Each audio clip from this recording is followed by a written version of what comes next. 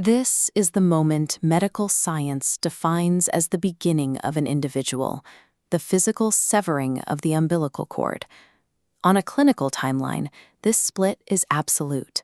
One biological entity becomes two distinct, unconnected points. For the modern physician, this separation is the final, indisputable proof of independence. For the scholars who have spent 80 years studying the human body, this break defines what it means to be a person. If the cord is cut, the connection is gone. Their entire worldview relies on what can be measured and touched.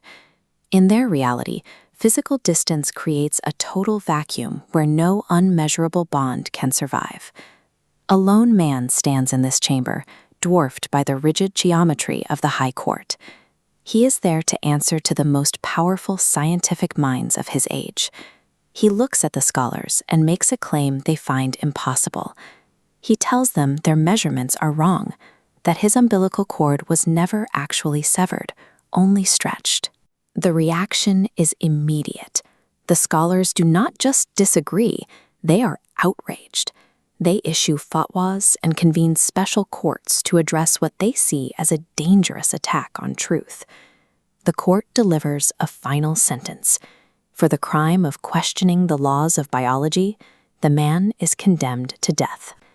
To these men, a challenge to anatomy is a challenge to the very foundation of their power.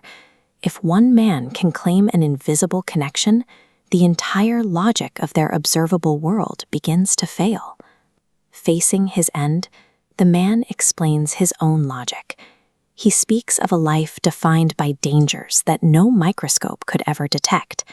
He describes a world that tried to poison him at every turn, sending messengers to find him in the dark and offering him cups of ruin. This is how he saw his survival. While the scholars saw two separate nodes, he saw a continuous glowing thread. He survived not because he was independent, but because he was still drawing life from his mother's spirit. The physical cord was discarded at birth, but the internal tether remained, lengthening as he moved through the world. He argues that this invisible link acted as a shield, sheltering him from the toxicity of the world outside his mother's reach. His life was a lifelong debt to a connection that science had no tools to weigh or measure. The state carries out the execution. By ending his life, the scholars believe they have finally silenced his challenge to their empirical laws. They leave his body in the town square as a warning. It is a display of what happens when a person tries to defy the observable facts of biology. The scholars return to their hall to celebrate. They drink tea and discuss their victory, satisfied that their rigid order has been restored. A servant enters the room, breaking their conversation. He tells them of an anomaly in the square, something their theories didn't account for.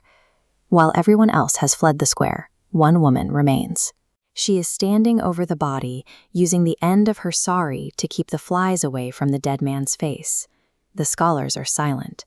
This quiet act of protection doesn't fit their model of total separation, yet the woman stands there, proving that the bond they claimed was severed is still very much intact. The realization hits the room like a physical blow. A teacup slips from a scholar's hand and shatters against the stone. The shards scatter across the floor, while the scholars sit in a silence their textbooks cannot explain. They are looking at proof that their instruments missed a vital part of the human experience. The mother's presence beside the corpse is a reality that exists beyond their physical measurements. In that moment, the definition of a human life changes for them. They realize that connection does not end just because the physical tissue is gone. The most respected scholar among them, a man of immense prestige, is moved to tears. He reaches for a phone and calls his own mother. He tells her he has found something new, that the umbilical cord does not actually break after birth. It stays with us. His mother listens to this news from the world of science. She asks him, with the wisdom of a lifetime, why it took him so long to understand such a simple truth.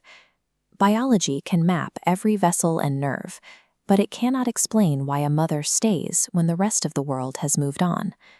The cord remains. not as a physical piece of tissue, but as a bond that can be stretched across a lifetime, yet never truly severed.